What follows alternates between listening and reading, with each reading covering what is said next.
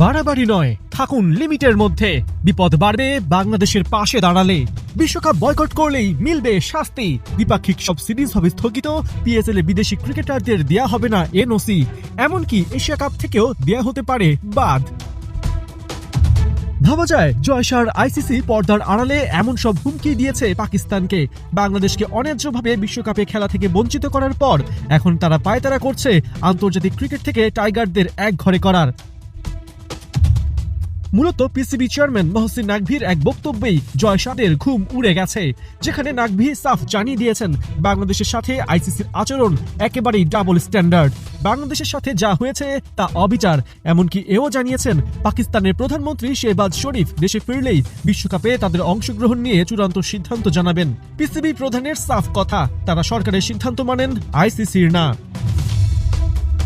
পাকিস্তানের এই হুঙ্কারে আইসিসি এখন বিশ্বকাপের ব্যাপক লোকসান এড়াতে উঠে পড়ে লেগেছে।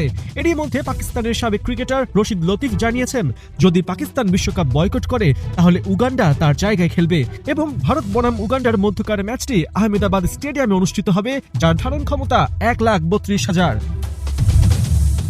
এদিকে বাংলাদেশের প্রতি আইসিসির অবিচারের কৌশলী জবাব দিতে পিসিবিকে আহ্বান জানিয়েছেন দেশটির সাবেক ক্রিকেটার আহমেদ শেহজাদ।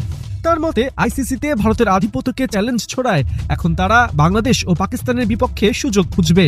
তাই পাকিস্তানকে এমন পরিকল্পনা করার পরামর্শ জানিয়েছেন যেন কূটনীতিতে একটি শক্তিশালী অবস্থানে থেকে পাকিস্তান জয়ী হয়ে বের হতে পারে। শেহজাদের পাশাপাশি আইসিসিকে ধুয়ে দিয়েছেন শাহিদ আফ্রিদিও। এক্স পোস্টে আফ্রিদি আইসিসিকে মনে করিয়ে দিয়েছেন ক্রিকেট পরিচালনায় সবার জন্য একই নিয়ম ও ন্যায্যতা থাকা দরকার। বাংলাদেশের খেলোয়াড় ও কোটি কোটি সমর্থক সম্মানের দাবিদার, মিশ্র নীতির নয়। আইসিসির উচিত সম্পর্ক গড়া, ভাঙা না। ইতিবাচক দিক হলো এতদিন পাকিস্তানিরাই বাংলাদেশের হয়ে আইসিসিতে সোচ্চার হলেও এখন ধীরে ধীরে মুখ খুলতে শুরু করেছেন বাকিরা। এর মধ্যে আছেন অস্ট্রেলিয়ার লেজেন্ড ক্রিকেটার জেসন গিলেস্পি। এক এক্স বার্তায় আইসিসির কাছে জানতে চেয়েছেন বাংলাদেশ কেন ভারতের বাইরে খেলতে পারবে না। এর আগে তো ভারতই পাকিস্তানে চ্যাম্পিয়ন্স ট্রফি ম্যাচ খেলতে রাজি হয়নি এবং সেই ম্যাচগুলো পাকিস্তানের বাইরে তাদের খেলতে দেওয়া হয়েছিল। গিলেস্পির প্রশ্ন, তাহলে বাংলাদেশকে বাদ দেবার বিষয়টি এখন কিভাবে চুক্তিযুক্ত হয়? শুধু গিলেস্পি না, ভারতের মাটিতে বসে ভারতের দিকেই আঙুল তুলেছেন প্রোটিয়া সাবেক ক্রিকেটার জন্টি রোডস। জানিয়েছেন খেলাধুলাকে রাজনীতির বাইরে রাখার চিন্তা করলেও দুঃখজনকভাবে রাজনীতি আর খেলাধুলাকে আলাদা করা যাচ্ছে না। বাংলাদেশের পক্ষে দাঁড়িয়ে প্রতিনিয়ত একাত্মতা প্রকাশ করছে পাকিস্তান। এখন দেখার বিষয় সামনে কিভাবে তারা আইসিসির পক্ষপাতদুষ্ট নীতির প্রতিবাদ জানায়।